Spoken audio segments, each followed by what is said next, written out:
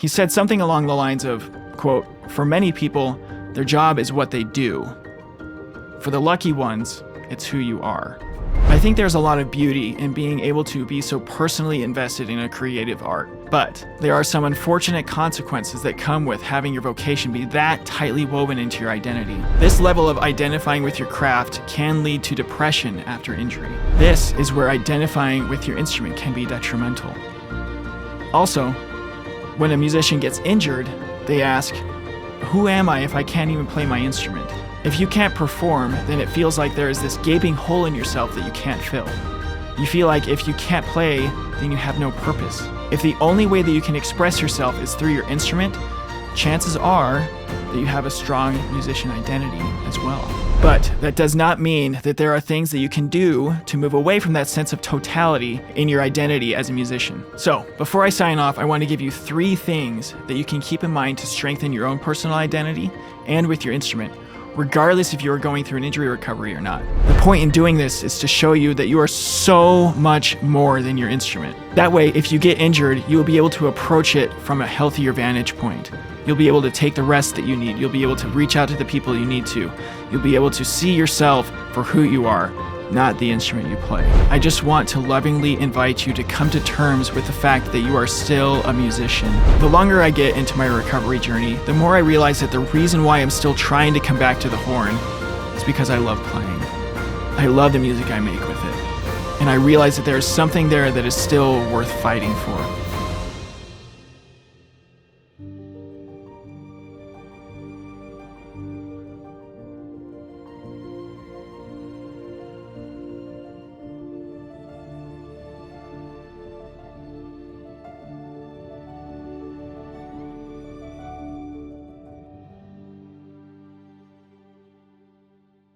Hey, welcome back to Trust the Process, everybody. This is the official podcast of Musician Unchained, the newest coaching platform for musicians persevering through injury. I can't believe we are already on season 3.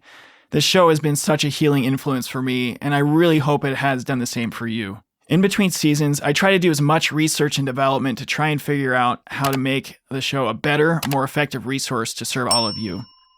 That being said, this season is going to look a little different than the rest. My biggest passion and drive for this show is to help injured musicians reframe their injury experience as the catalyst to help them change their lives for the better. I want it to be the guide for healthy musicians on how to prevent injury, as well as give educators the tools, be them physical, mental, or mindset related, and pedagogical tools to help their students stay healthy and stay healthy themselves. I am 100% confident that any musician, injured or not, who is willing to do the work that we talk about on this show will not only find that they stay more healthy and avoid injury a little bit better, but also approach performances with more confidence and humility, then practice and perform from a secure mindset and emotional state. The skills that we share on this show are pervasive in their influence, in the applications in the life of a student and or professional musician. I hope that's been abundantly clear to you in the past 2 seasons of the show. Okay.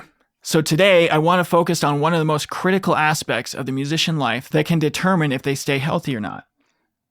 And that is the musician's identity. Recently, I was watching a video of a professional musician who I've listened to for years and have done master classes with in the past, someone I truly admire and respect as a person and as an incredible musician and composer. And he was doing a Q&A for a world-renowned jazz education festival. One of the students asked if he ever thought about quitting and what kept him in the musical game. I'm paraphrasing, of course. Anyway, he said something along the lines of, quote, "For many people, their job is what they do. For the lucky ones, it's who you are." Raise your hand if that's something you've been able to relate to as a musician in the past. Definitely me, right? I think there's a lot of beauty in being able to be so personally invested in a creative art, in that you are creating something that is inherently an expression of yourself. You know, that is one of the reasons, if not the biggest reason, I got into music myself, especially on the trumpet. But there are some unfortunate consequences that come with having your vocation be that tightly woven into your identity. So I think you know where I'm going with this now. What if that vocation was taken away? One of the reasons why the pandemic was so hard for people was that they could no longer do the work they loved doing in the way they were used to doing it. In season 1, I talked about how an injury is almost like one's own personal pandemic. This is something that is highly studied in the field of sports psychology and is starting to become more and more prevalent in the conversations surrounding career musicians. What happens when you get injured and your vocation has become your identity? Hey guys, I just want to interrupt the show real quick and just tell you about something I've been working on for a long time that I'm so excited to share with you. Like I've said in the past, you have the potential to make your injury become a benefit to you, an asset to you. But at the same time, I know the feeling of being lost, not knowing who to turn to, where to go, what resources to use, all sorts of things, and also how to reframe the situation, the mental skills that's needed to be able to do that. And so if you are one of those people looking for that resource, that help, that coaching, I want to tell you about something I've been working on, and that is Musician Unchained. Musician Unchained is now the newest coaching platform for musicians going through injury. It is intended to help you view your situation in a way that benefits you and make the changes in your life that you need to become the best version of yourself because of your injury. Your injury being the impetus for that change. I would love to be able to help you in any way that I can, even if that means sending you somewhere else to someone who can better help you. And so if you are interested in working together one-on-one, visit our website, musicianunchained.com/let's hang for more details. All right, let's get back to the show. Studies show that what researchers call strong athletic, feel free to substitute athletic with musician identity, obviously, but they define it as the degree to which a person identifies with the role of an athlete, musician, and devotes a large amount of their life to the sport, instrument. It can also be defined as the degree to which a person perceives themselves and how others perceive them as an athlete, musician. This level of identifying with your craft can lead to depression after injury. Now, you may be thinking, well, yeah, duh, I can't play my freaking instrument. Of course I'm depressed.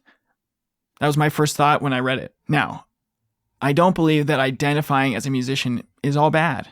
I think that identifying with the music we create can be a really healthy way to enjoy being a musician and have it being personally meaningful to us. But there are some scenarios in which that identity can be detrimental to our overall well-being. For example, when you play a concert in which you made several mistakes, many take that as a sign that I suck.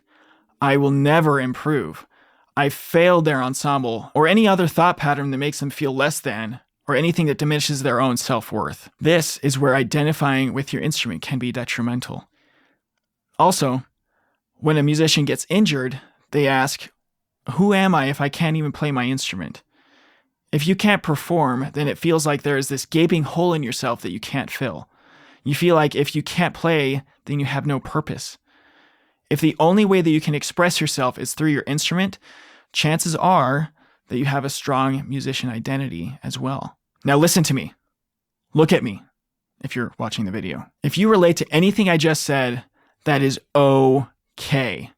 There is no shame in that. All of us, to an extent, have felt those feelings. It's part of human nature, unfortunately. But that does not mean that there are things that you can do to move away from that sense of totality in your identity as a musician. So, before I sign off, I want to give you 3 things that you can keep in mind to strengthen your own personal identity and with your instrument, regardless if you are going through an injury recovery or not, but especially for those of you who are going through something like that. Number 1, recognize all the other things that make you you. There are so many wonderful things about you that you may not even have been aware of since you have been so hyper-focused on your path as a musician. Again, that's normal. You may realize that you are a great listener. You have a knack for cooking awesome meals, maybe. You may see you have a great capacity to connect with people, whatever the case may be. The point is, remember that there are a lot of different things in your life that make you you. And you are pretty freaking cool. So what hobbies do you have that light you up? What interests do you have that you have yet to explore? Number 2, practice the art of being a social creature. If there's one thing that I realized during the pandemic, it was that I need social interaction to feel healthy. And I am saying that as a card-carrying introvert. LOL. The card-carrying introvert's doing a podcast. If anybody has seen me alone at a party, let's just say I am not the life of said party. But that need to connect is real. Make sure you are creating opportunities to connect with other people, especially people who are not musicians. Get some new perspectives, but also maintain those relationships you have with your fellow musicians. Go to their concerts, support them, find ways to be connecting socially with music as well. That'll be very healing for you, even though it may not seem like it at first. Number 3, ask people that you know to talk to you about you. I know this sounds weird, but ask 3 people that you know have your best interests at heart and look at yourself through their eyes. And here's the kicker. They can't mention anything about your instrument or your music. The point in doing this is to show you that you are so much more than your instrument. I believe that those 3 things and more will help you develop a healthier identity that is based in you, not based in your vocation or your instrument or your music in general, as amazing as those things are. That way, if you get injured, you will be able to approach it from a healthier vantage point. You'll be able to take the rest that you need. You'll be able to reach out to the people you need to. You'll be able to see yourself for who you are, not the instrument you play. The longer I get into my recovery journey, the more I realize that the reason why I'm still trying to come back to the horn is because I love playing. I love the music I make with it. And I realize that there is something there that is still worth fighting for. For me, the notion of coming back solely so I can recover my career in music and in trumpet has become so inconsequential in my mind that I really hardly consider it as a motivator for my recovery. That's just me. That may not be the same for everybody, but that's just been the journey that I've been on. Hey guys, hope you're enjoying the show. I just wanted to jump in here real quick and tell you about something that I'm really, really excited about. For a while now, I've wanted to create an even more effective resource than just the podcast that injured musicians can go to receive the support that they need. And recently I did just that. So write this down. Trust the Process Podcast Injured Musician Support Group. I know it's a long title. We're still working on that part. But this is a place where people can go now, injured musicians and even musicians who have gone through injury in the past, and people that help musicians go through injury, where they can go to receive the support that they need, whether that be ask questions, share their victories, share their frustrations, and overall just receive the community and the support that they need in a very proactive, intentional way. And so I just ask that you guys support these injured musicians by sharing this group with them, that they can receive the support that they need. Okay, enjoy the rest of the show. Lastly, for those of you who are going through an injury, I just want to lovingly invite you to come to terms with the fact that you are still a musician or a person who plays music. Notice the slight change in wording. And that looks different at different times in your life. Sometimes being a musician can mean being a concert goer. Sometimes being a musician means writing music rather than performing or listening to it. Sometimes being a musician means teaching music rather than playing it. And many, many other things that I invite you to explore for yourself. Guys, I am so excited to share with you everything I've been working on to help you on your musical and injury recovery journeys. This is what occupies my thoughts day and night. How I can better serve you in this capacity. How I can better provide the resources that you may need to help you get through your injury. To help provide the go-to brand to help musicians go through their injuries. And I want to hear from you. Head over to the show notes in the audio version of the show. Send me a text. Click the link below for that. It lights me up to see you sharing your stories in the comment section. Make sure you share it with another musician in your life as well. Join our mailing list. The link's going to be down below for that as well. And same with our Facebook community group. Would love to have you guys all in there, sharing your experiences, your support for other people going through injury, and just learning and growing with us together. If donating to the podcast is something that you feel inclined to do, that would be very, very much appreciated to help us keep moving forward with this type of content. So welcome again to Season 3. And as I always say, keep on keeping on and keep trusting the process. Until next time.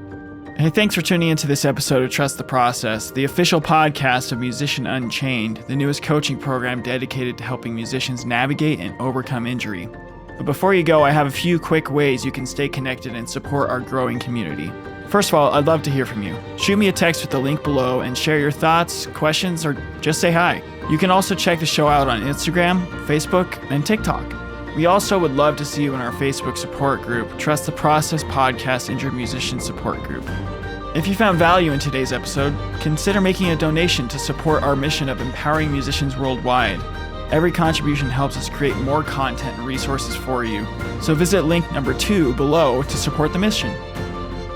If you decide to donate, I'll send you my newest resource, the Injured Musician Toolkit, which is an ebook designed to give you tools to help you get through your injury.